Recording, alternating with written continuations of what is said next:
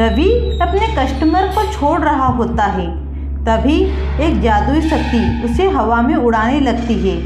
उसे देखकर उसका ग्राहक भाग जाता है, पर वह जादुई शक्ति उसे उड़ाते उड़ाते बर्फीले स्थान पर ले आती है, जहाँ वह ठंड से ठिठुरते ठिठुरते मर जाता है। गुजरात में सुखदेव नाम का एक आदमी रहता था, जो बहुत ही साधारण परिवार से था। वह महीने की मुश्किल से 10 से 15,000 रुपये कमा पाता। उसने अपने जीवन को सुधारने के लिए हर मुमकिन प्रयास किया। स्कूलों में पढ़ाया, बच्चों को ट्यूशन्स पढ़ाई, कपड़े की दुकान पर काम किया, पर फिर भी वह अपने परिवार को एक अच्छा जीवन नहीं दे पा रहा था, क्योंकि सुखदेव की उम्मीदें बहुत बड़ी थी। वह बहुत अच्छा जीवन जीना चाहता था। तभी उसकी मुलाकात एक एजेंसी में काम करने वाले व्यक्ति से होती है। अच्छा, आप पढ़े लिखे हो और इतना पढ़ा लिखा होने के बाद भी आप महीने के 10-15 हजार कमा रहे हो। सच में इंडिया में पढ़े लिखे लोगों की कोई वैल्यू नहीं है। ग्रेजुएशन पास करके भी अगर 10-15 हजार कमाना पड़े तो इससे अच्छा तो फिर अमेरिका में रहना है। अरे अमेरिका में भी रहना कोई आसान बात है? वहां तो डॉलर चलते हैं, डॉलर। तो कमाई भी तो डॉलर में होती है। मेरी मौसी का लड़का सिर्फ 12th पास है, उसको मैंने अमेरिका पहुंचाया, तो आज वह कितना कमा रहा है? अगर भारत की तुलना की जाए तो 8-9 लाख रुपए महीना। तुमको पता है वहां पर इंडियंस के बहुत वैल्यू है। अरे ऐसे ही थोड़ी ना रह सकते हैं, वहां रहने के लिए तो वीजा चाहिए। अरे काम करोगे तो मिलेगा ना वीजा। ये जो अमेरिका में रहकर इंडियंस काम कर रहे हैं, क्या उनको वीजा नहीं मिल रहा? जब आप अमेरिका में काम करोगे तो आपको वहां पर काम करने के लिए वीजा मिलेगा, और यकीन मानो लाइफ सेट हो जाएगी। अरे तुम कहां मुझसे इतनी बातें कर रहे हो? मैं तुम्हें जानता तक नहीं। तो यह समझो तुम्हारी मुलाकात एक ऐसे इंसान से हुई है जो तुम्हारी जिंदगी बदल देगा। मैं नहीं चाहता कोई भी पढ़ा लिखा इंसान सिर्फ 10-15 हजार रुपए के लिए अपनी जिंदगी को बर्बाद करे। देखो, मैं एक ऐसी एजेंसी में काम करता हूं जो लोगों को यूएस आसानी से पहुंचा देती है, और खर्चा भी कुछ ज्यादा नहीं लगता। अगर तुम चाहो तो मैं तुम्हें भी पहुंचा सकता हूं। जितना तुम सारी जिंदगी कमाओगे उतना तो तुम वहां साल भर में कमा लोगे। अच्छा, कितना खर्चा आएगा? यही 40-50 लाख। 40-50 लाख, यह तो बहुत ज्यादा है। अमेरिका जाने के लिए यह रकम बहुत कम है। जब 8-10 लाख रुपया महीना कमाने लगोगे तो यह पैसा तो तुम एक साल में इकट्ठा कर लोगे, और उसके बाद जो कमाया वह तो तुम्हारा। देखो, मेरे पास इतने पैसे नहीं है, मैं तो जा रहा हूं अपना काम करने। सोच लो, जिंदगी में ऐसे मौके बार बार नहीं आते, बाद में फिर मुलाकात हो ना हो और सारी जिंदगी फिर पछताते रहो। सुखदेव यह सारी बातें अपनी पत्नी को बताता है।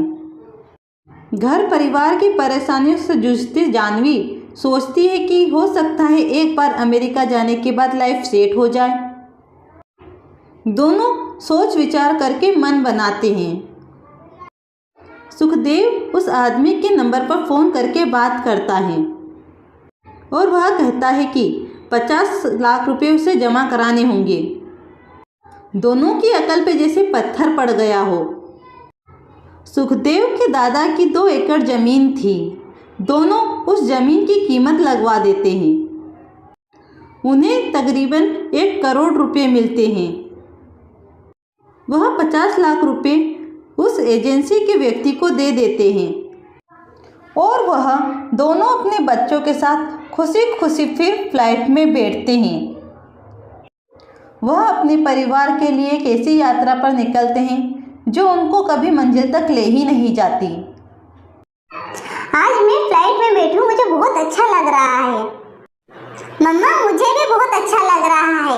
मैंने तो हमेशा सिर्फ आसमान में उड़ते हुए जहाज को देखा था, पर आज पहली बार हवाई जहाज में बैठा हूँ। सच में बहुत अच्छा लग रहा है।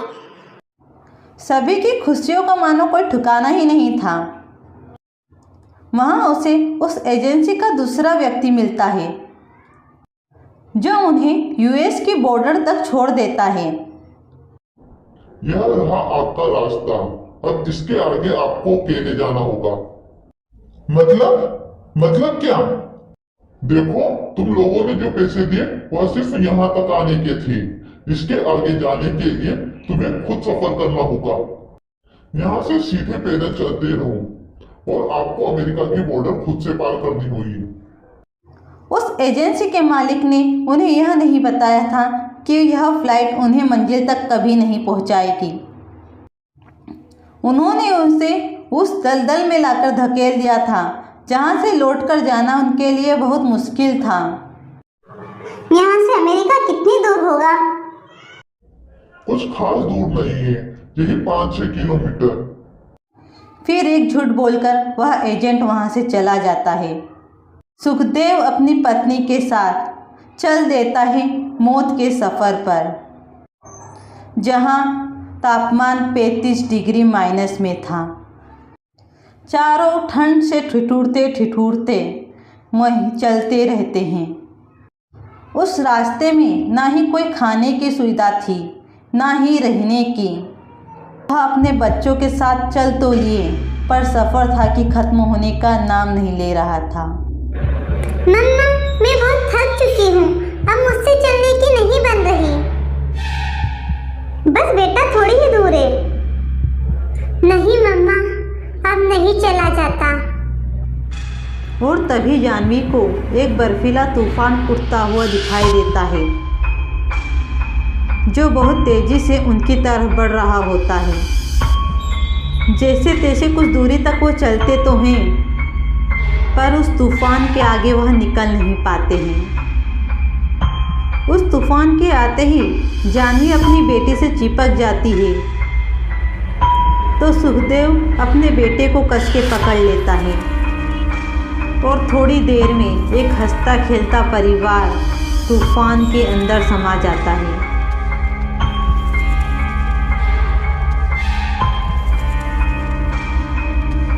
और जिंदगी का एक गलत फैसला उनको मौत के मुंह पर ले आया।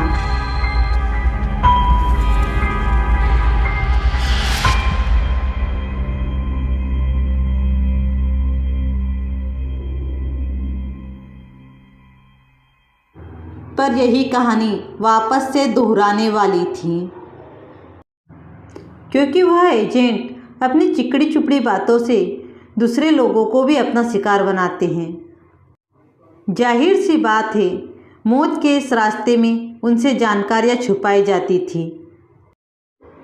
एक हंसता खेलता परिवार मौत के मुंह में समा तो गया था, पर अब शुरुआत होनी थी एक नए कल की। जब सुखदेव की आत्मा अपने परिवार की लाश देखती है, तो उसे अपनी गलती का पश्चाताप होता है और वह फिर अपने उल्टे कदम लेकर चल देता है उन लोगों का विनाश करने जिन्होंने उसके हंसते खेलते परिवार को मिटाया था। जहां वह एजेंट फिर एक परिवार को छोड़ रहा था और फिर वह वहां आने वाले हर एक एजेंट को मारना शुरू कर देता है। अब भी सुखदेव की आत्मा वहीं भटकती रहती है उन लोगों को मारने के लिए जो कुछ पैसों के लिए किसी की भी बलि दे देते हैं। अगर हमारी वीडियो अच्छी लगे तो प्लीज़ वीडियो को लाइक और चैनल को सब्सक्राइब करना मत भूलना। वीडियो देखने के लिए धन्यवाद।